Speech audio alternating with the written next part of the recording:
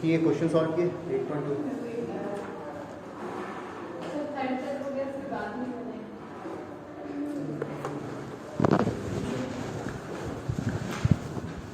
आज नया टॉपिक पढ़ रहे हैं, कंस्ट्रेंट रिलेशन।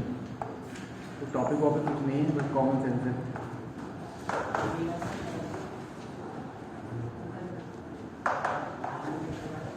तो देखो गौर से, अगर एक पुली है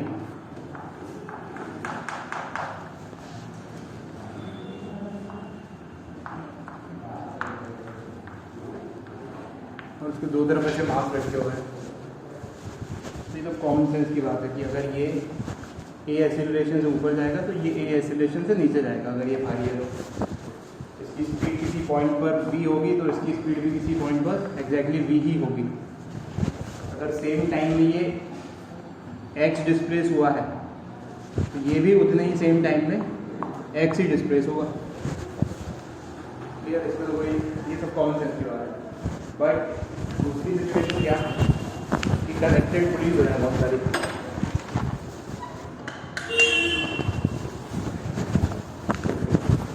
ऐसा सिस्टम हो जाएगा।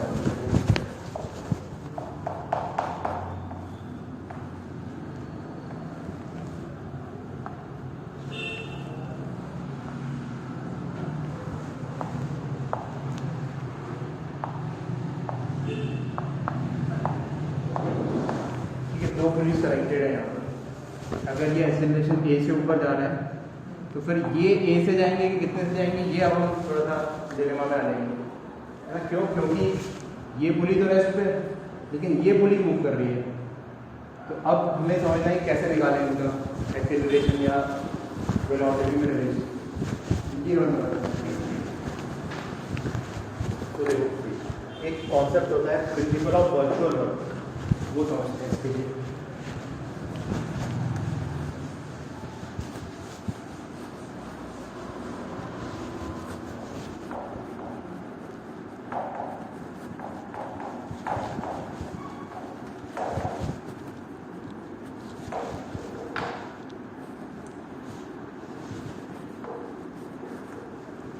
तो ये प्रिंसिपल ऑफ वर्चुअल वर्क क्या कहता है?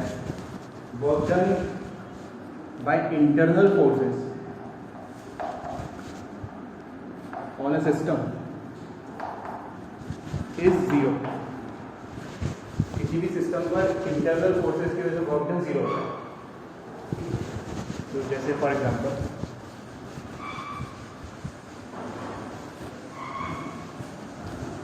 सिंपल एग्जांपल देते हैं। सबसे पहले एक ही पुली है, उसके दो माथे से लटके हुए हैं।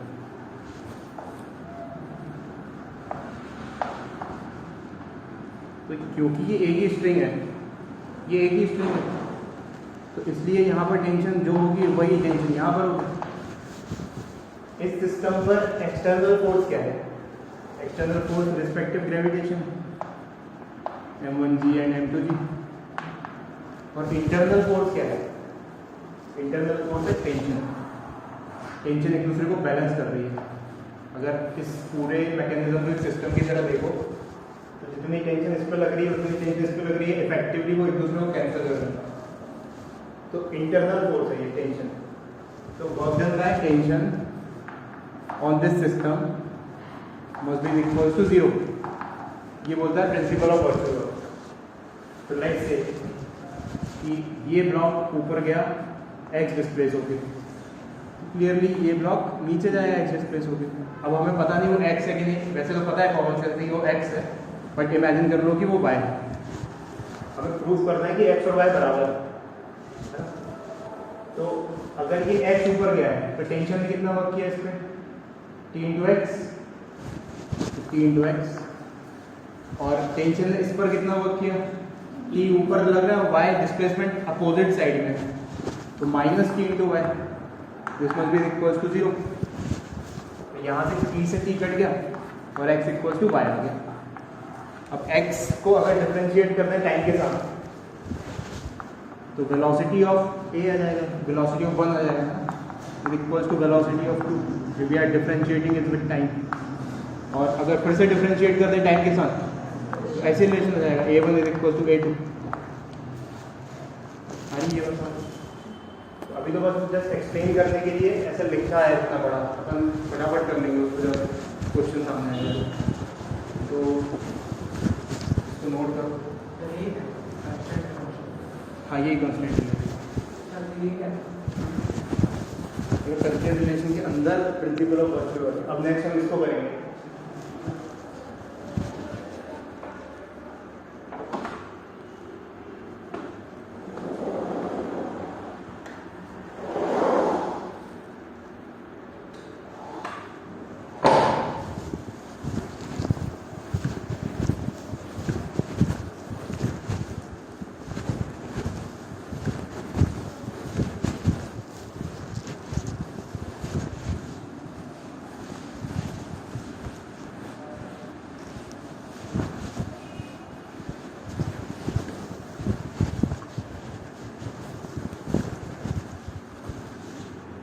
दिमाग आना, अगर ये चीज़ समझ में आई तो इधर दिमाग आना।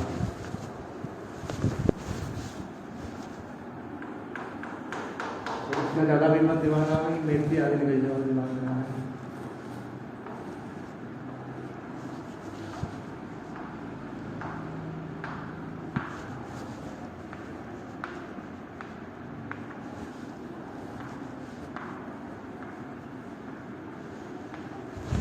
आराम से देखो, ये लोग बहुत सिंपल भूल जाते हैं क्या।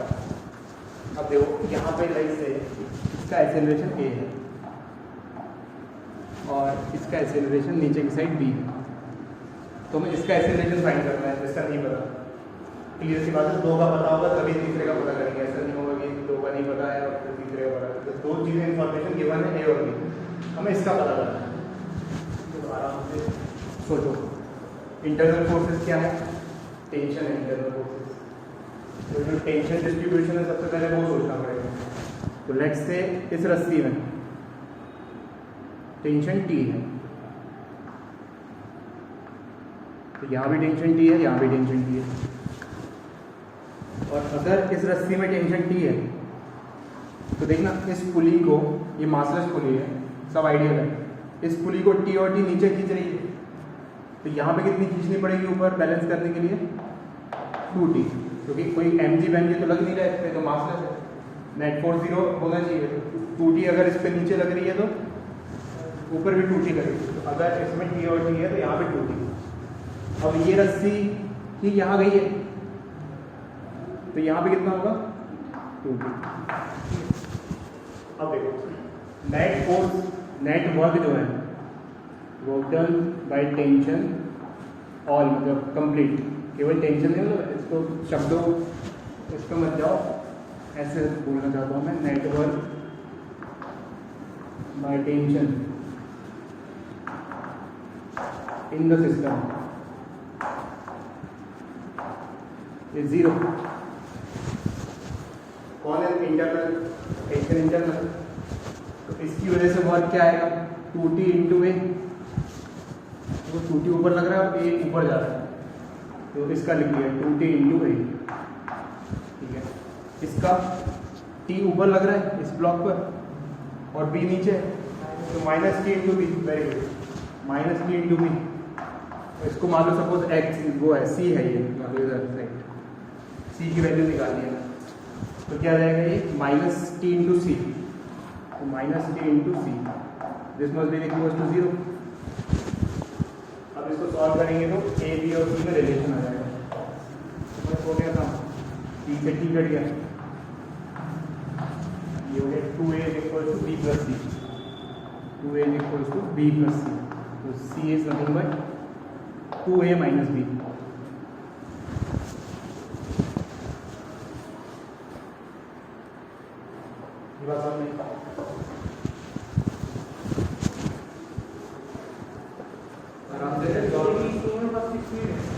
एबीसी कुछ भी जैसे स्पीड हो, डिस्प्लेसमेंट हो, चाहे एक्सीलरेशन हो, वो तो पता ही है हमें कि रिलेशन तो सेम ही आता है सब में। अगर डिस्प्लेसमेंट बराबर है तो वेलोसिटी भी बराबर है, एक्सीलरेशन भी बराबर है।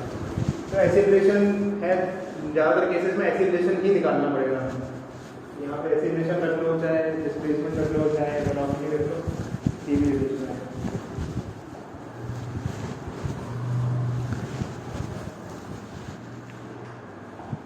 अब अगर तुम्हें ये समझ में आया, शायद एब्जॉर्ब कर लो कि फोटो आराम से बैठ के कैसे ये दिमाग से अफर्मेटिव ये ऐसा एक बार रन थ्रू कर दो।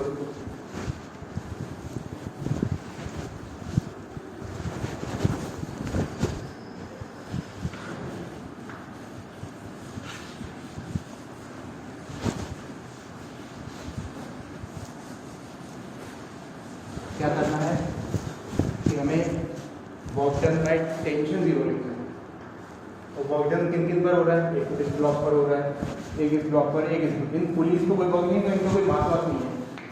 वर्क किन पे हो रहा है, केवल ऐसे ऑब्जेक्ट्स पर जिनका मास है। पुलिस में हमेशा इंटरनल फोर्स टेंशन नहीं रहता। क्या पुलिस में हमेशा इंटरनल टेंशन नहीं रहेगा, इंटरनल फोर्स टेंशन नहीं रहेगा।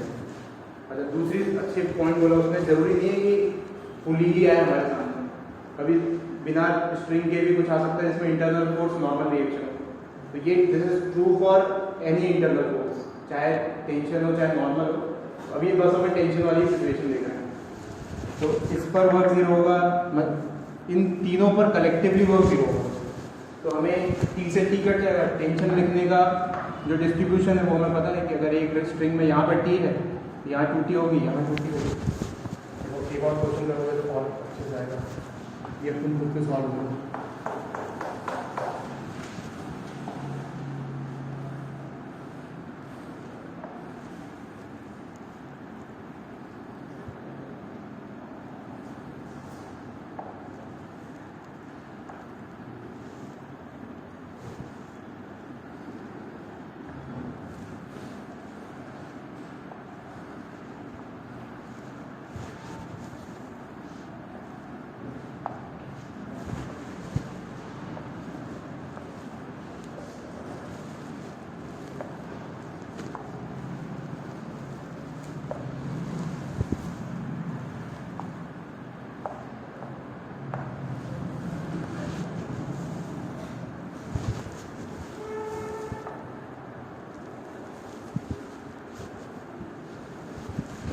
पहले वाले का एक्सेलरेशन a1 है और दूसरे वाले का एक्सेलरेशन a2 है। तो find relation between a1 and a2।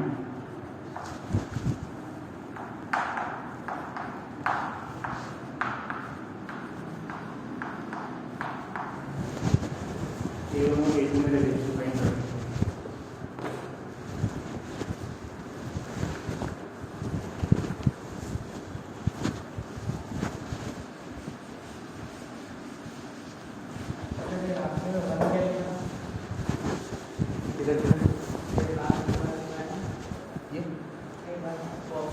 ये मतलब इसका नाम वन है, first object, this is second object.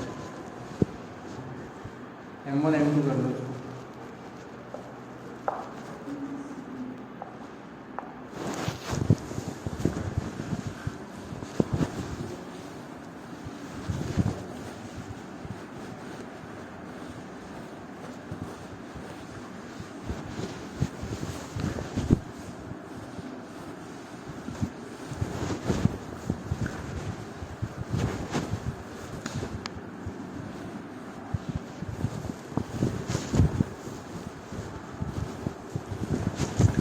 पहले तो टेंशन डिस्ट्रीब्यूशन देखना पड़ेगा।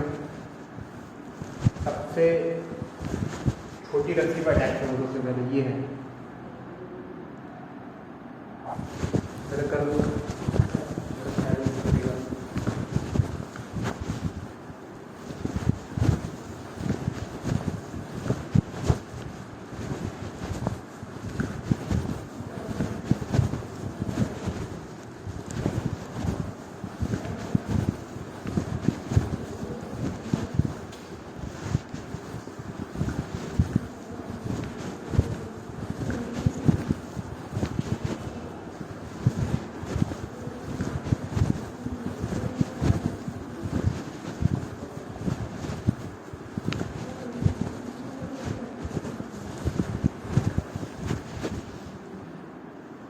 अब a1 into 40 is equal to t into a2।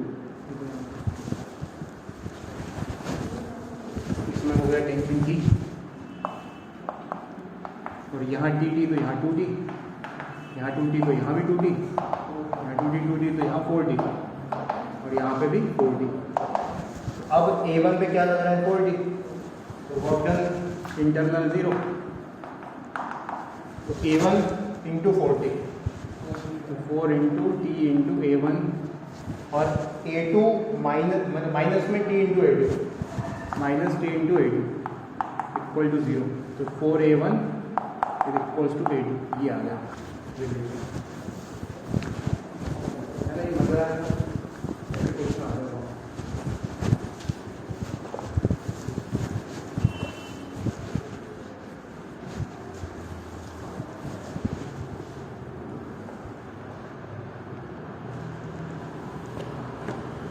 अभी क्वेश्चन सॉल्व कर दो।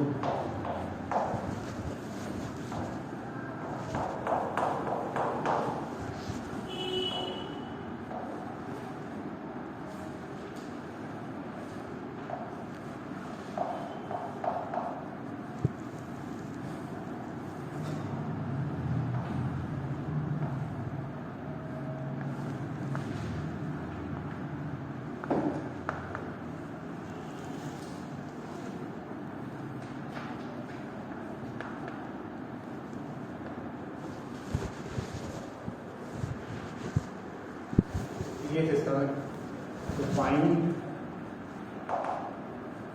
एक्सेलरेशंस of different blocks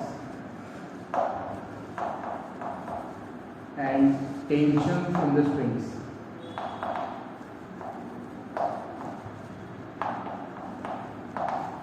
police massless में स्ट्रिंग में मास्टर्स सब परफेक्ट है।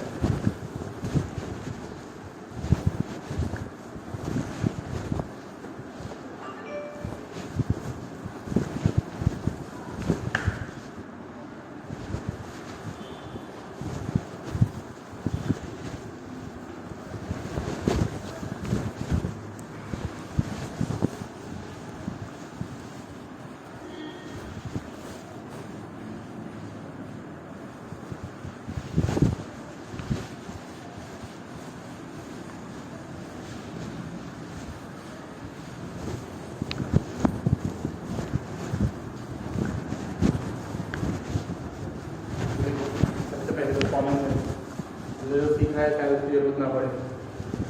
इसको ऐसे बैठ इस पुली पे कॉन्सेंट्रेट करो सबसे पहले, ये वाली पुली पर। तो एक तरफ तो 1 किलो लटका है इससे, और दूसरी तरफ ये पूरा सिस्टम की तरह लटका है, मतलब कितना किलो लटका है 5 किलो। तो अब देखो 1 किलो और 5 किलो, इसमें तो हम फटाफट इसका एक्सेलरेशन बिना कोई कंस्ट्रेंट रिलेशन के बता सकते हैं। दिस सिस्टम इज लाइक एक पुली है, एक तरफ 1 किलो लटका है और दूसरी तरफ 5 किलो लटका है। तो खींच रहा है ये 5G से 50 और रुक रहा है ये 10G से, तो कितना हुआ 40 effective, 40 divided by total mass 40 by 6, तो 100% इसका एक्सेलरेशन तो हमने आंसर लिख दिया 40 बाई 6 मीटर पर सेकेंड। ये कौन रहा है 40 कैसे, 50 में से 10 गया 40 और डिवाइडेड बाई 6 क्यों 1 + 5 6।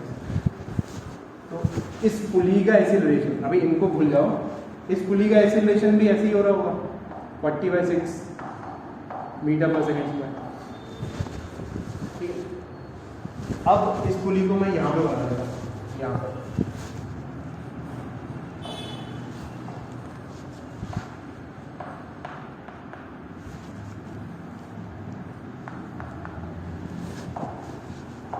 इसका एक्सेलरेशन है 40/6 मीटर पर सेकेंड।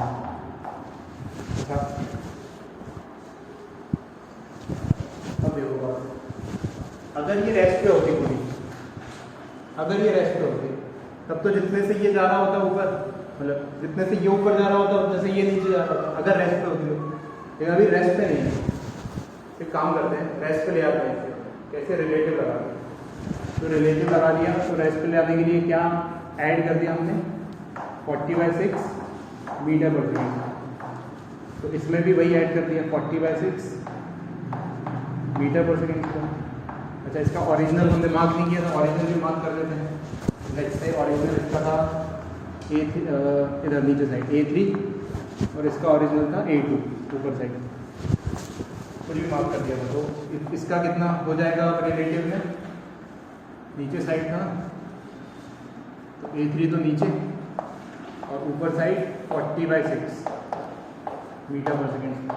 ये 40/6 क्यों ऐड किया है यहाँ पे, क्योंकि हमने उसको रेस्ट होना है रिलेटिव में करना है। और यहाँ पे कितना था, ऊपर साइड था इसमें A2 ऊपर साइड का, और ये हो जाएगा A2 और उसमें भी ऐड हो जाएगा 40/6। तो अब ये रेस्ट आ चुका है, अब इसका एक्सेलरेशन 0 है। इसके 0 के टर्म्स में ये तो इससे जा रहा है और ये इससे जा रहा है, तो ये नीचे जाएगा कितने से इफेक्टिवली, ये नीचे जाएगा A3 - 40/6 से, और ये इफेक्टिवली ऊपर कितने से जाएगा 40/6 + A2, 40/6 + A2। ये समझ आया ये कैसे लिखो। अब ये रेस्ट आ जाएगा, मतलब ये कैसी सिचुएशन है, ये कैसी सिचुएशन है कि जितने से ये नीचे जाएगा उतने से ये ऊपर जाएगा। इफेक्टिवली ये कितने से नीचे जा रहा है A3 - 40/6, और ये कितने से ऊपर जा रहा है A2 + 40/6, इसलिए ये दोनों बराबर हैं। तो इसको सॉल्व करेंगे तो A3 और A2 में रिलेशन आ जाएगा, A3 = 40/6 और 40/6 will be 40/3 + A2, ये होगा।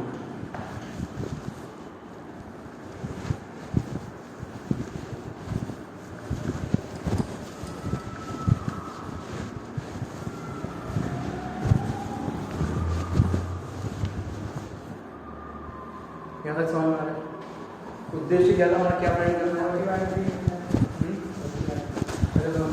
इसको 40/6 + 40/6, 40/6 + 40/6 तो जाएगा 80/6। 80/6 को अपन ऐसे लिख सकते हैं 40/3।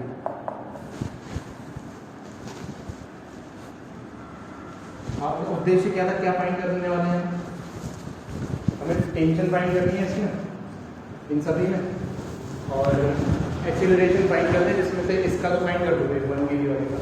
अब बचे बस ये, तो इनका FBD बना लेते हैं। A2 और A3 में रिलेशन आ चुका है, अब FBD बना लेते हैं इनका, ठीक है। तो वापस इसी फ्रेम में आ जाते हैं। इस फ्रेम में क्यों गए हम, A2 और A3 में रिलेशन निकालने के लिए, वापस उसी फ्रेम में आ जाते हैं। तो क्या होता है, इसका 2 kg का FBD बना लेते हैं। तो 2 kg पे 20 तो नीचे लग रहा है, और ऊपर क्या लग रहा है, लेट्स से इसमें टेंशन T है, मार्क कर लेते हैं, this T, this is T, this 2T, यहाँ पे भी 2T। तो 20 नीचे लग रहा है, ऊपर लग रहा है T, और इसका एक्सीलरेशन है नीचे A2, नीचे ऊपर, ठीक है। सिमिलरली 3 kg का बनाएंगे तो 3 kg नहीं, नीचे लग रहा है 30, ऊपर लग रहा है 80, और एक्सीलरेशन है इसका A3। अब इक्वेशन देखो, यहाँ की इक्वेशन क्या बनेगी, यहाँ की इक्वेशन बनेगी 30 - T = मास इसका 3 × एक्सीलरेशन A3, तो 3A3, ये इक्वेशन बन गई। पहली वाले से क्या इक्वेशन बनेगी, T - 20 = मास इसका 2 × A2। छोटी छोटी चीज़ों का ध्यान रखना, T - 20 क्यों लिखा, 20 - T क्यों लिखा यहाँ पर, क्योंकि ऊपर साइड जा रहा था। सिमिलरली इसमें नीचे साइड जा रहा था, इसलिए 30 - T लिखा। छोटी छोटी बातें। अब ऐड कर देते हैं दोनों को, ऐड करने में क्या आ गया 10 = 3A3 + 2A2।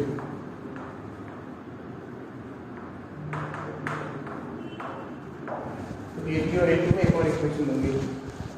अब उठा के A3 को ये सब्स्टिट्यूट कर देते तो A2 निकल के आ जाएगा। तो देखो इस इक्वेशन और इस इक्वेशन में से हम A2 और A3 निकालेंगे। तो देखो 10 = 3A3, A3 की इतनी बड़ी चीज़ है, 40/3 + A2 + 2A2, ये हो गया 40 + 3A2 + 2A2 तो 5A2। कैलकुलेशन में मत कोई ज़्यादा मुझे। A2 = -30/5 तो -6, A2 -6 आ गया। माइनस का क्या मतलब है? मतलब हमने माना था ऊपर साइड, लेकिन आ गया नीचे साइड, मतलब वो नीचे जा रहा होगा इफेक्टिवली। A2 आ गया -6 मीटर पर सेकेंड। A2 आ गया तो A3 क्या है? A3 equals to 40/3 plus 6 3 are 18 और 40 58/3 मीटर पर सेकेंड।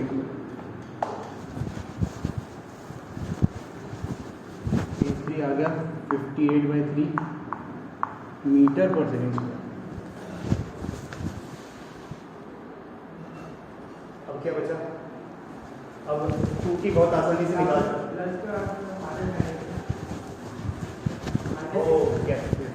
माइनस 40 में से 18 है तो बच कितने?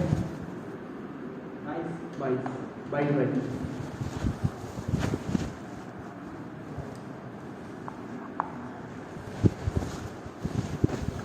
अब कितना काम बचा है? टेंशन निकाल। A3 नीचे, मतलब कि अगर प्लस में आया तो उसका मतलब जो हमने माना था वही है। तो अब तो मैं थोड़ा सा वो हो रहा होगा कि ये भी नीचे जा रहा है और ये भी नीचे जा रहा है, दोनों नीचे कैसे जा सकते हैं? तो अब सोचो, थोड़ा दिमाग लगा के कि ये तो पुली ही नीचे जा रही है इफेक्टिवली, इस वजह से ऐसा होगा। ठीक है, अब टूटी बहुत आसानी से निकाल सकते हैं अपन, केवल इसका एफ भी बनाना है। तो यहाँ पर तो 2t - 1g यानी कि 2t - 10 इज इक्वल टू मास है 1 इंटू एक्सीलरेशन 40/6। तो यहाँ से आगे आ गया 2t is equals to 20/3 plus 10। तो ये 30 50/3 25/3 tension is equal to 25/3 newtons. तो इसमें 25/3 इसमें 50/3।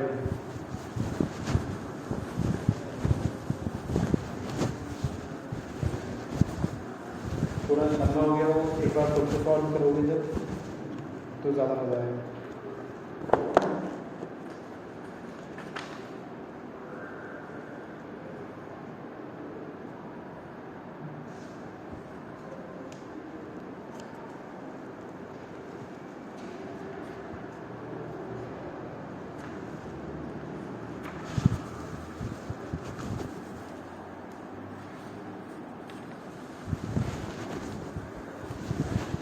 तो ये समझ गए कि यही करना है इसमें कि कंस्टेंट रिलेशन पता चल जाए तो एक अननोन पता चल जाता है, अदरवाइज वो अननोन पता नहीं चलता किसी वजह से।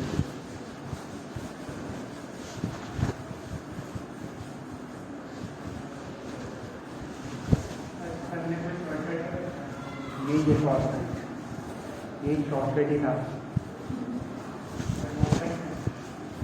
लॉन्ग है सारी इक्वेशन लिखो सबकी ABC तीनों मान लो, मैथ्स पे आ जाओ, कोई कंस्टेंट मस्टेंट रिलेशन नहीं कि इसके लिए एफ बना के A मान लो, इन दोनों के अननोन B और C मान लो, इक्वेशन एक इसकी और तीनों को 3 इक्वेशन मिल जाएंगी, 4 वेरिएबल होंगे तो फिर वो टेंशन डिस्ट्रीब्यूट हो जाएगी, तो एक अननोन कम हो जाएगा।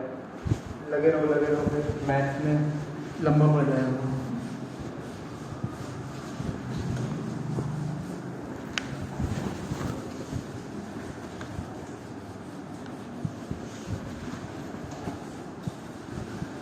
ठीक है, इसकी प्रैक्टिस करना, हाथ में जाएगा इससे, आज ही कर देना। इंट्रोडक्टरी एक्सरसाइज 8.3 पूरी यही है।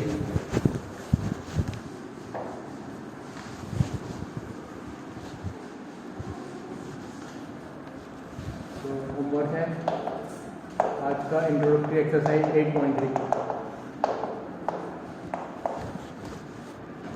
ठीक है, अब नेक्स्ट टॉपिक को मूव करते हैं। देखो एक सिचुएशन मूव करते हैं।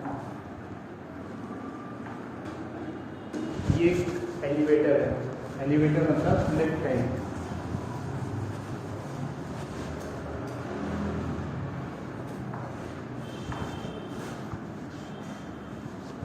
यहाँ पे एक बच्चा खड़ा हुआ है और यहाँ पे एक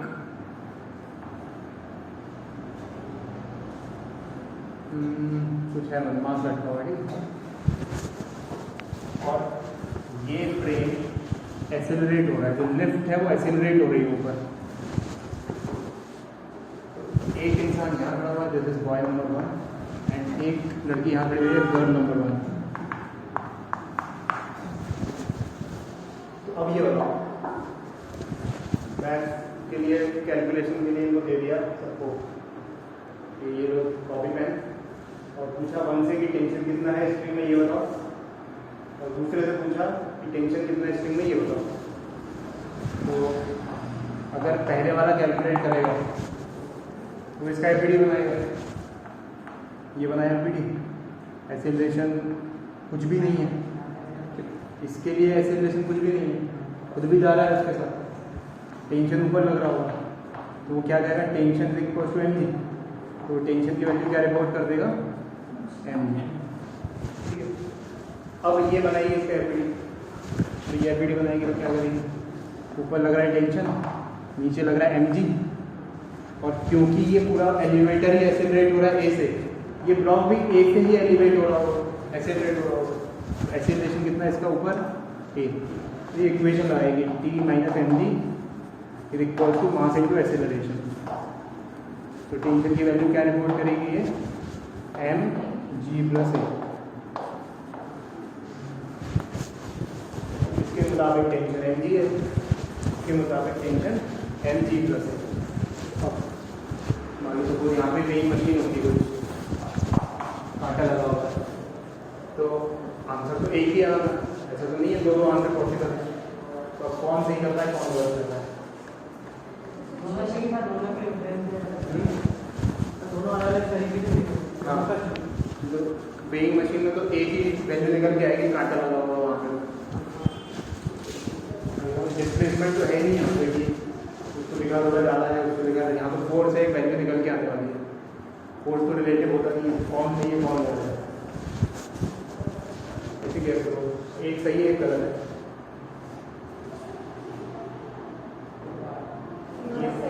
ये सही लग रही है, क्यों गलत है, कौन राइट, इसलिए अब ये सही है। क्योंकि एक्सप्लेनेशन को भी ऐड करेंगे, सर इसको पता नहीं है एक्सप्लेनेशन, इसको एक्सप्लेनेशन भी ऐड करेंगे। इसको एक्चुअली तुम अपने मन की निगाहों से देखो कि अगर तुम लिफ्ट में बैठो तो तुम्हें भी समझ नहीं आएगा एक्सेलरेट होगा ही नहीं। मतलब जैसे अभी मैं कहूँ कि हम एक्सेलरेट कर रहे हैं एक्चुअली में, क्योंकि पृथ्वी घूम रही है सन के आजू बाजू, सन कह रहा हूँ, लेकिन वो महसूस नहीं हो रहा, क्योंकि हम तो वही एक्सपीरियंस कर रहे हैं जो बचपन से कर रहे आ रहे हैं, है ना। तो ये सही बात है कि ये गलत इसलिए किया क्योंकि यहाँ पर एक्सेलरेटिंग फ्रेम में बैठा हुआ है। एक्सेलरेटिंग फ्रेम के लिए न्यूटन्स लॉज वैलिड नहीं है, तो हम एक लिमिटेशन पढ़ने वाले हैं, limitations of Newton's law.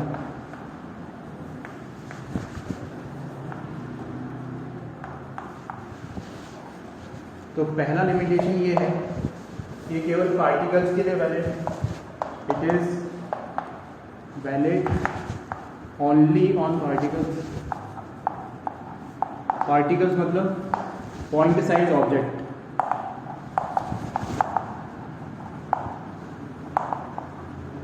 Point size object मतलब केवल पॉइंट साइज है, तभी हम एनएलएम के 3 लॉ लगा सकते हैं। अगर जैसे ये बेंच एक पॉइंट साइज क्लियरली दिख रहा है कि रिजिड बॉडी है, तो मॉडिफाई करेंगे आगे चल के रिजिड बॉडी डायनेमिक्स में पढ़ेंगे। अभी बस ये दिमाग में क्लियर रखना है कि एनएलएम लगा है तो उसमें पॉइंट पार्टिकल होना चाहिए। जैसे ये मास भी पॉइंट पार्टिकल नहीं है, बट हम एक्चुअली में ऐसे इमेजिन करके लगाए हैं अभी तक कि ये इसका पूरा का पूरा मास सेंटर में कॉन्सेंट्रेटेड है ना। तो पहला limitation, it is valid only for the particles point size object, and second it is valid only for non-inertial frames.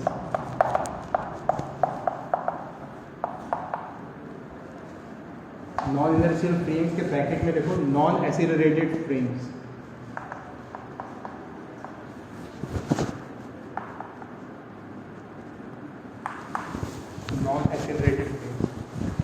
अगर फ्रेम एक्सेलरेट हो रहा है तो फिर न्यूटन्स लॉ वैलिड नहीं है, फिर कुछ और करना पड़ेगा, कुछ एड ऑन करना पड़ेगा, कुछ ऐसा कुछ करना पड़ेगा कि सही हो जाए।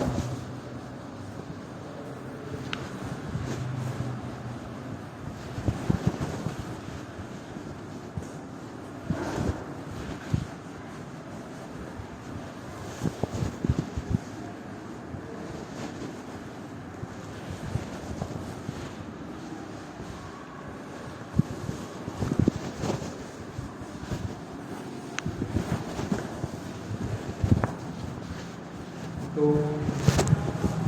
क्या करेगी अगर नॉन एक्सेलरेटेड फ्रेम है, एक्सेलरेटेड फ्रेम आ जाएगा तो एक कॉन्सेप्ट है सूडो फोर्स का।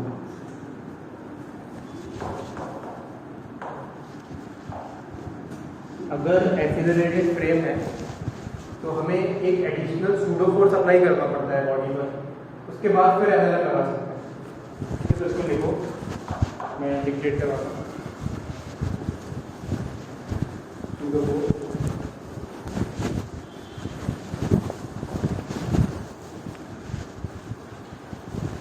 To apply Newton's law of motion, to apply NLM, in accelerated frames,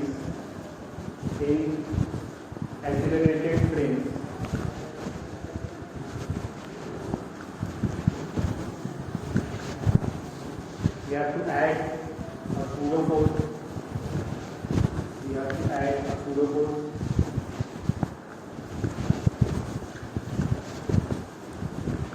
Whose magnitude is equals to mass into acceleration of the frame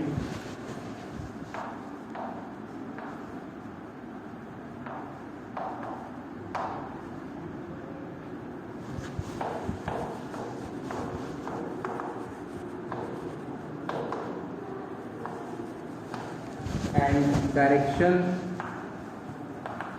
is opposite to the direction of acceleration. The direction of acceleration.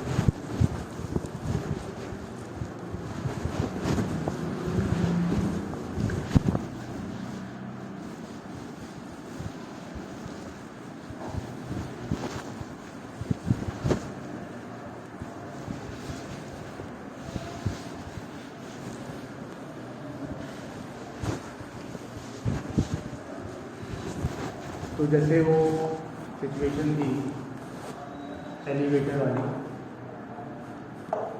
Mass m था, acceleration ऊपर हो रहा था, इसका frame का acceleration ऊपर हो रहा था और ये बैठा हुआ था एक्सेलरेटेड फ्रेम में। तो जब ये एफबीडी बनाएगा ना तो क्या करेगा, mg तो नीचे लग रहा है, किसकी एफबीडी बना रही है, क्लियरली इस बॉडी की, क्योंकि यही हमारा सब्जेक्ट ऑफ स्टडी है। तो mg नीचे लग रहा है और टेंशन ऊपर लग रहा है। अब उसको एडिशनल, क्योंकि ये एक्सेलरेटेड फ्रेम है, उसको एडिशनली एक सूडो फोर्स लगाना पड़ेगा। किस डायरेक्शन में लगाना पड़ेगा, direction opposite to the direction of acceleration.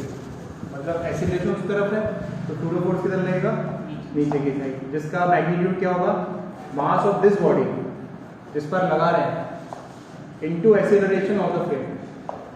ठीक है, अब इसके लिए अब सही है, अब ये न्यूटन्स लॉ अप्लाई कर सकता है। अब इसको ये इक्विलिब्रियम पे दिख रहा होगा तो लिखेगा वो E is equal to mg plus ma, E is equal to mg plus ma, जो कि mg प्लस है। तो ये आंसर आ गया, मतलब सही आ गया। तो NLM अप्लाई करना है अगर एक्सेलरेटेड फ्रेम तो सूडो फोर्स लगाना पड़ेगा।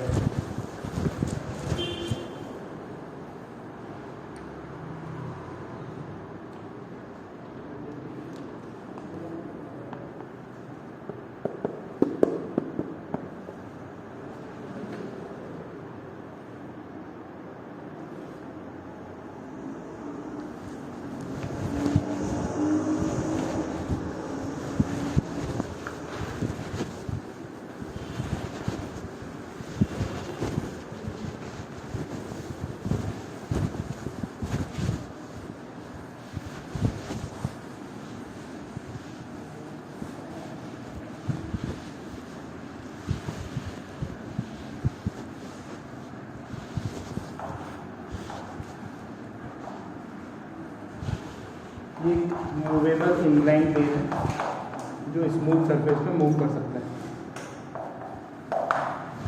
और इस इंक्लाइन प्लेन पे लाइक से एंगल ऑफ इंक्लिनेशन थीटा है।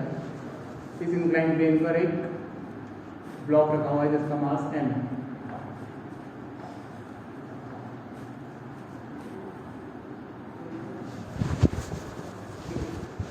अच्छा, अगर ये जस्ट रखा हुआ होता इंक्लाइन प्लेन सब कुछ स्मूथ है तो ये किधर जाता, डाउनफॉल हो जाता है। बट ऐसी सिचुएशन नहीं है। सिचुएशन ऐसी है कि ये जो इंक्लाइन प्लेन है ये ए एक्सेलरेशन से एक्सेलरेट कर रहा है और ऐसा एक्सेलरेट कर रहा है कि ये मूव नहीं कर रहा। बहुत ज़्यादा तेजी से अगर मूव करा देंगे तो ये मूव नहीं करेगा। कैसे, ये गिरने के लिए हो रहा होगा और वही आगे बढ़ जाएगा तो वही रखा रहेगा। और ज़्यादा एक्सेलरेट कर तो इनफैक्ट ऊपर भी जा सकता है। लेकिन ये ऐसा सेट है ए, ये इस पर ही रखा हुआ महसूस हो रहा है, ना नीचे जा रहा है ना ऊपर जा रहा है। तो फाइंड ए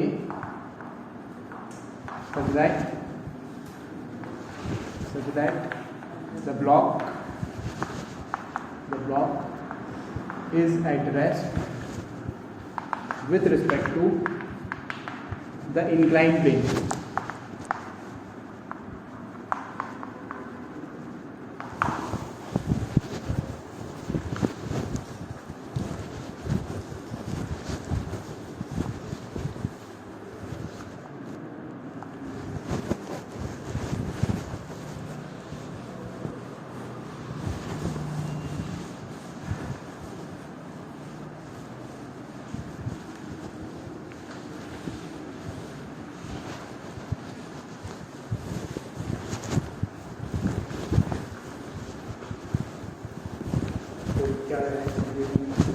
काम करते हैं, अगर कोई यहाँ पर खड़ा होता है जैसे इमेजिन करूँगा, वो भी चल रहा होगा उसके साथ ए एक्सेलरेशन से, तो अगर वो यहाँ पर खड़ा हुआ है तो उसके लिए रेस्ट पे है।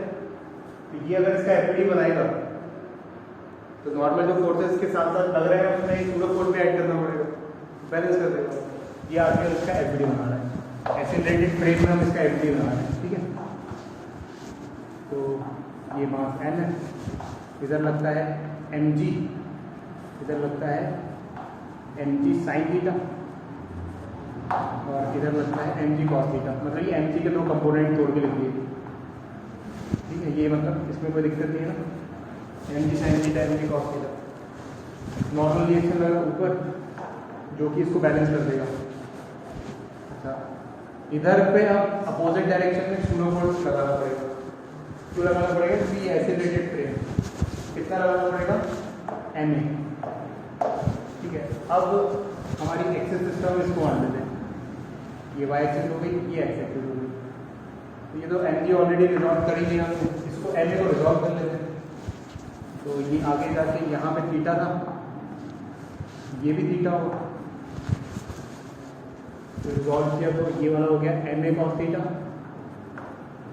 और ये वाला हो गया ma sin थीटा। अब ये आ गया एक्सीलरेटेड फ्रेम में एफडी। अब इसको ये रेस्ट पे देख रहा होगा नेट फोर्स इक्विलिब्रियम पे, इसका मतलब mg sin theta must be equal to ma cos theta.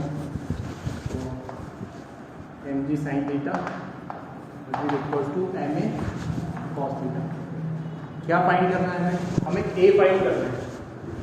Normal तो फाइंड करना नहीं, पूछा हो तो करते, बस इतने से अपना काम बन जाएगा। यहाँ से g से g कट, नहीं सॉरी m से m कट गया और a क्या हो गया? a हो गया g sin theta upon cos theta, यानी कि g tan थीटा। मतलब इतने से एक्सेलरेट होगा ये, तो वो रेस्ट करेगा। mg cos थीटा और m sin थीटा इक्वल है। mg क्या बोला तुमने?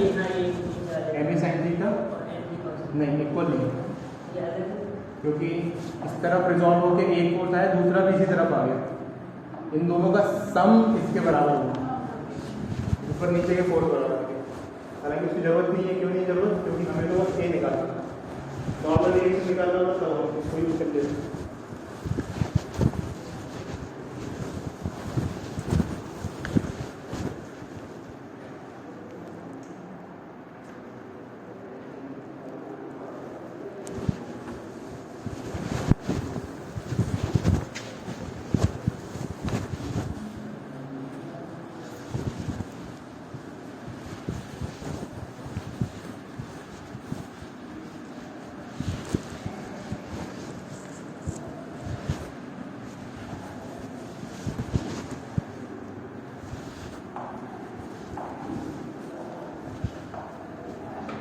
एक कार्ड है और अगर मान लीजिए रेस्ट रखी होती तो एक पेंडुलम लटकाते अगर हम यहाँ तो ऐसा लटकता वर्टिकली एकदम। बट सिचुएशन ऐसी है कि ये कार्ड एसिलरेट कर रही है ए एसिलेशन से आगे, तो जो पेंडुलम है वो थोड़ा सा ऐसा हो जाएगा, इस पोजीशन पे इक्विलिब्रियम पे रहेगा। क्या ये बात समझ पा रहे है ना? तो इसका मास m है पेंडुलम के बॉब का, और ये एंगल थीटा है वर्टिकल के साथ, तो we have to find theta. ये थीटा फाइंड करना है।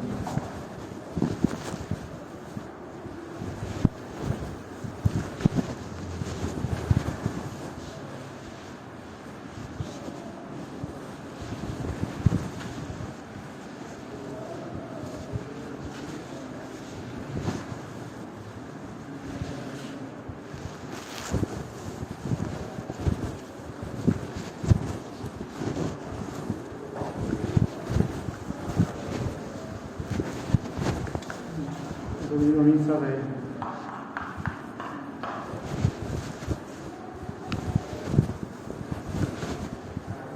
अगर यहाँ पे कोई अंदर बैठा होगा एसिलरेटेड फ्रेम में, तो उसको ये इक्विलिब्रियम पे देखता, तो हम इसके नजरिए से कैपिटी बनाते हैं और सब बैलेंस करा देते हैं। तो ये वो मास है, यहाँ पे ऊपर साइड इधर साइड टेंशन लग रहा होगा, इधर लग रहा होगा mg, और क्या और क्या और क्या एसिलेटेड फ्रेम है सूडो फोर्स, इधर लगाना है इधर। अब ये नाइट फोर्स बैलेंस कर देगा, इसको सब इक्विलिब्रियम पे दिख रहा होगा। ये हो गई अपनी एक्स एक्सिस, ये हो गई अपनी Y axis. This angle is theta, ये थीटा है तो ये भी थीटा। ई को रिजॉल्व कर ले रहे हैं, this is E sine theta and this is T cos theta. mg किसके बराबर है? टी कॉस थीटा के बराबर है। तो mg is equal to T cos theta, और ma किसके बराबर है? टी साइन थीटा के बराबर। ma is equal to T sine theta. पहली इक्वेशन को दूसरी इक्वेशन से डिवाइड कर देंगे, 1 डिवाइडेड बाई 2, तो tan थीटा, t से t कट जाएगा, tan थीटा बचेगा, अगर m से m कट जाएगा a बाई जी बचेगा। तो यहाँ पे होगा theta is equal to tan inverse a by ji.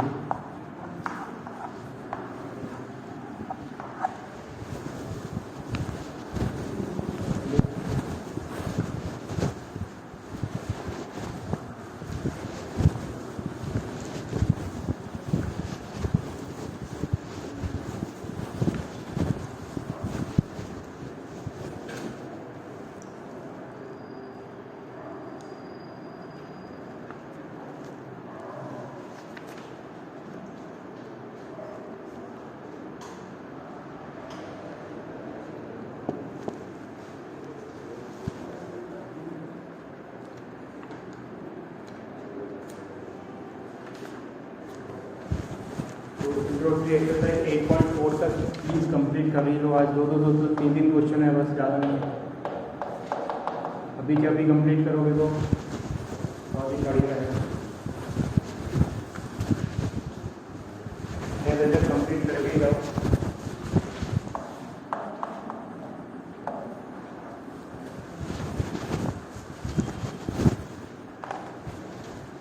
Next class में हम फ्रिक्शन की क्वेश्चन और करेंगे।